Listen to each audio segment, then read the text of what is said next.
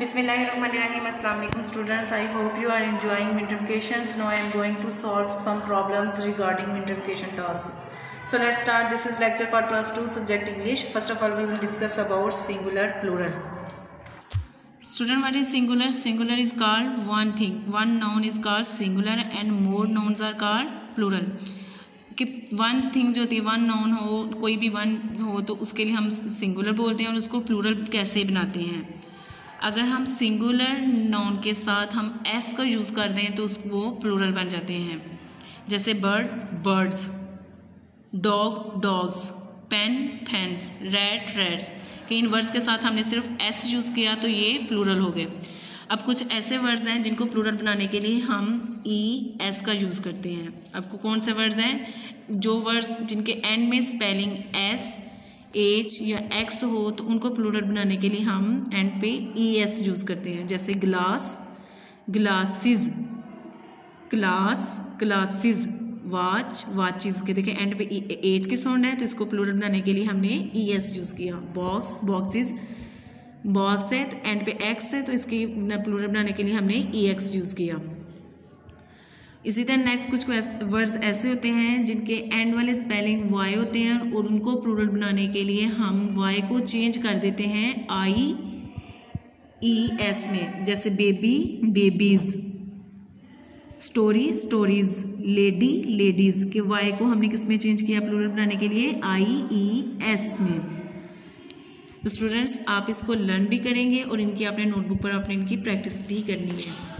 Now we will discuss about contraction. Contraction is a shortened form of word or words. It joins together with an apostrophe. कि contraction ऐसे word होते हैं कि जो हम two words को आपस में ज्वाइन करते हैं with apostrophe. For example, this is Rehan, he is a boy. अब ये देखें जहाँ पे उन्होंने he जो है उसके साथ हम apostrophe और s लगाया तो it stand for he is.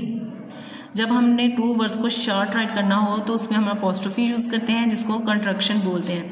For example I'm. अब ये देखिए ये यहाँ पे आई अपोस्ट्रोफी और M stands for I am. That's that stand for that is.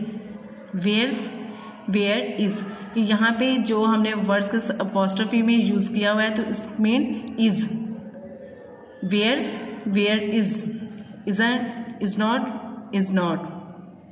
तो स्टूडेंट्स आपने इन वर्ड्स की नोटबुक पे अपने इनके शॉर्ट वर्ड्स जब इनको बनाएंगे इनको ज्वाइन करने हैं अपोस्ट्रोफी के साथ तो आप इनकी नोटबुक पे आपने इनकी प्रैक्टिस भी करनी है. Now we will learn how to make questions and recognise them. कि क्वेश्चंस को कैसे बनाते हैं और उनकी कैसे पहचान होती है.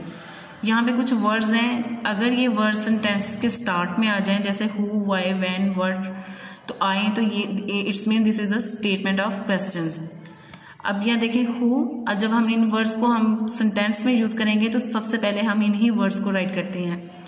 Who told you about this, this is a question और इसके एंड पे हमने क्वेश्चन मार्क यूज़ करना है. Why are you crying, this is question and we will use here question mark. When did you come? This is a question and we will use question mark. अगर ये वाले words हम जब इनको sentence में use करते हैं तो वो एक क्वेश्चन बन जाता है और उसके एंड पे हमने क्वेश्चन मार्क ज़रूर मेंशन करना होता है. For example may I come in, why are you crying, where are you going. These are questions. और हमने इन वर्ड्स को यूज़ करते हुए जब भी हम सेंटेंस में इन वर्ड्स को यूज़ करेंगे तो वो एक क्वेश्चन सेंटेंस होगा और क्वेश्चन सेंटेंस के एंड पे हम क्या यूज़ करते हैं? Question mark. तो स्टूडेंट्स आपने इन वर्ड्स को यूज़ करते हुए क्वेश्चन बनाने हैं और नोटबुक पर और उनके एंड पे क्वेश्चन मार्क भी मेंशन कीजिएगा और इनकी प्रैक्टिस भी आप करेंगे.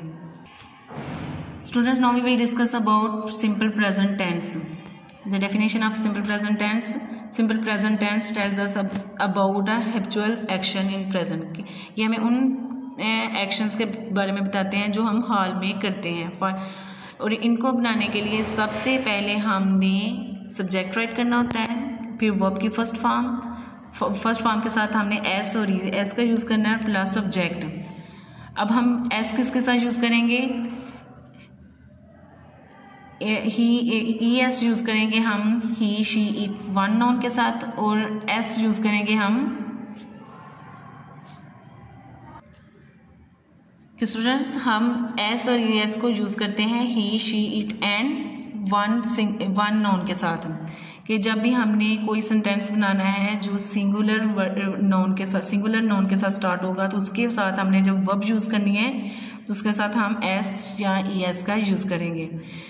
For example he eats bananas, कि देखिए ईट्स जो है ये वो ईट जो है वो वर्ब है और उसके साथ हमने किसका यूज़ किया, एस का, और ये किसके साथ यूज़ हो रहा है, जब हमने वन सिंगुलर नाउन के साथ हमने सेंटेंस स्टार्ट करना है। She watches TV, it rains, you work hard.